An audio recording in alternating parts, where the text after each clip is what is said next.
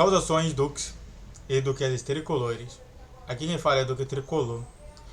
Para mais uma análise do que eu não falei no jogo entre Fluminense e Flamengo. Primeiro jogo de ida da Copa do Brasil. Então, sente no sofá ou na poltrona, deite na cama, relaxe, me escute e entre no meu divã. E bom, senhoras e senhores, eu queria fazer um disclaimer aqui. O que é o disclaimer, né? É uma informação antes de esperar, para explicar para vocês o que é o meu pós-jogo e o que é meu o que eu não falei. O meu pós-jogo é como se fosse um todo, tá? É como se fosse um todo. E o que eu não falei é que eu começo a dividir em parte.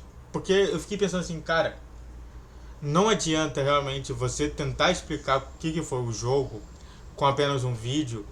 Mas é claro, mas eu poderia colocar tudo junto, mas ficaria muito confuso. Então eu divido somente sobre um vídeo sobre o jogo em todo o círculo, realmente fazendo mais generalizando uma situação, e depois eu faço um vídeo dividindo as partes iguais, tentar dividir as partes iguais de tempo, mas isso nunca acontece desse vídeo. Então eu queria explicar para vocês o que significa o que eu não falei. O que eu não falei é justamente isso. Eu saio justamente da apenas o geral e vou para o específico de cada situação. Dito isso, explicado, vamos explicar agora parte a parte sobre o que eu não falei naquele jogo. E sim, esse eu vou poder ficar falando tranquilo, sem ter nenhum problema. Primeiramente, a gente vai falar sobre Felipe Melo e Fábio. E por que eu vou falar sobre esses dois nomes juntos? Porque, de fato, ambos têm o mesmo problema. A idade. A idade vai pegar pro Fábio e também pro Felipe Melo. E realmente, no lance da falta para expulsão, que na minha concepção não foi expulsão,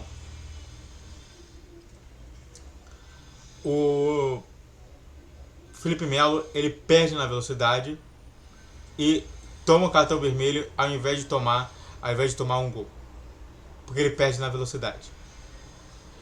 E hoje, muito mais do que antes, jogador bom é jogador zagueiro bom é um jogador que não perde na velocidade. Não é à toa que o Sérgio Ramos, que era lateral, virou zagueiro.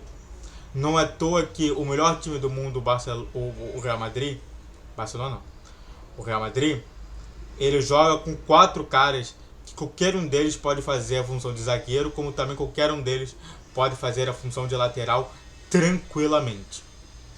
Por quê? Por conta da velocidade deles. E de fato, o zagueiro precisa muito mais disso do que o goleiro. E realmente o Fábio foi muito preponderante nesse jogo contra o Flamengo. E realmente o Felipe Melo foi um ponto muito negativo para o Fluminense. É isso que eu quero que você tenha. Então a questão não é a idade, mas sim a posição de que você joga. O goleiro dura mais tempo. Zagueiro não. Zagueiro hoje tem que ser rápido. Tem que ser igual ao Nino. Outro tema que eu vou falar importante é sobre o Pirani e o Marcelo. E de fato, preocupações minhas. De novo o Marcelo foi substituído, como também o Pirani foi substituído.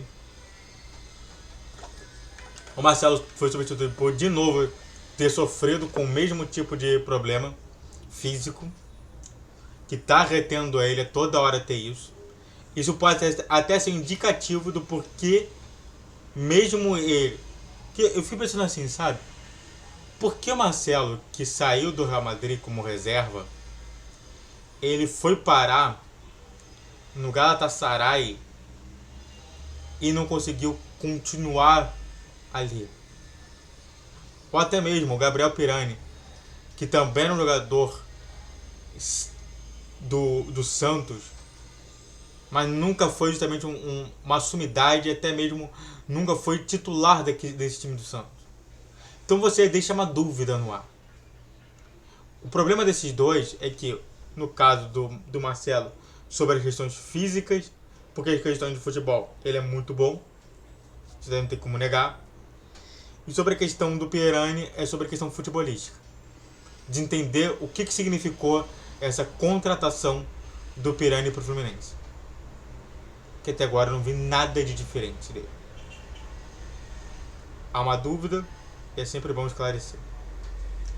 Por último, mas não também menos importante, antes do triplo C, antes do pedido, né, é a questão do Cano e do Ares, que não funcionou também.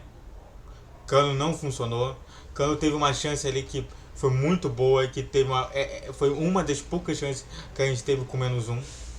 Foi do Cano e ele não funcionou. E você sabe, isso tá me preocupando. Às vezes o Cano parece que não funciona de jeito nenhum. Às vezes o Cano parece que funciona muito bem.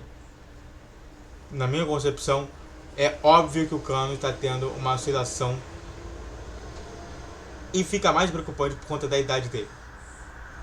Uma oscilação quando você tem de uma idade mais nova, aceitável.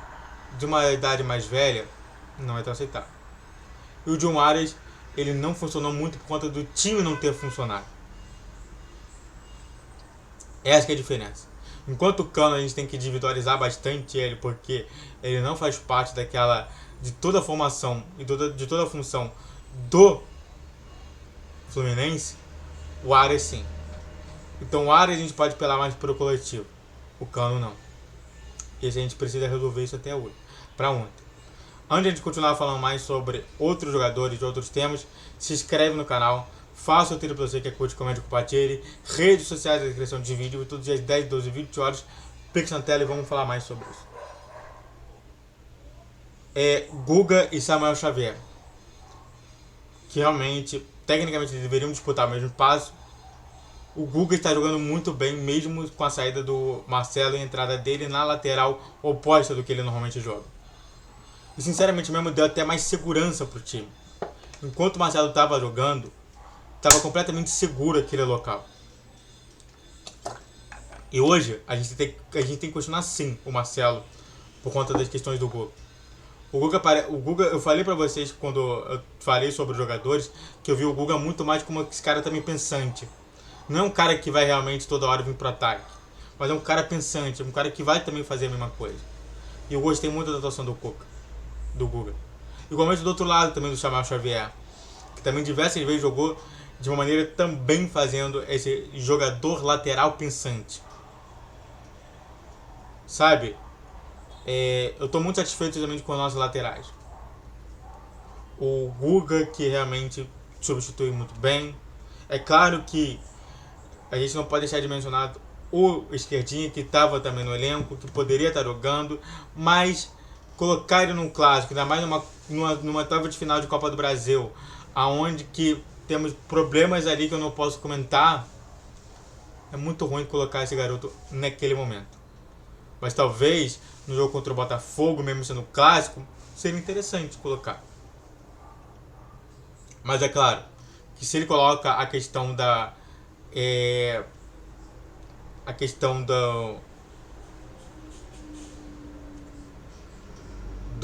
que é maior, do que deveria estar em primeiro ou em segundo, aí realmente é o Guga, né? Hierarquia. Penúltima, né? Diniz e sua concepção, de novo, acreditar é bom, acreditar demais é ruim.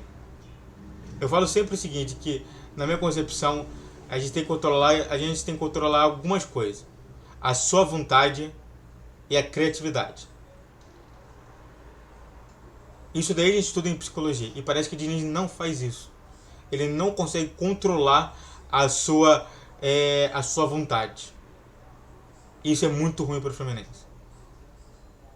Quando a gente fala sobre psicologia, a gente tem falado sobre essa questão de criatividade e de vontade. E muitas das vezes é um excesso de vontade e a gente precisa controlar isso para ontem. E o Diniz faz parte disso. A vontade que ele tem de acreditar nos jogadores é uma coisa que para mim não beira o certo. acreditar no Pirani, acreditar ainda no Felipe Melo, mesmo que o Felipe Melo possa dar um jeito muito legal de ofensividade, mas ele é um zagueiro. Ele precisa de um zagueiro bom. E de novo o Felipe Melo fazendo sempre alguma coisa. Então é muito importante a gente tentar entender esse controle da vontade do Diniz.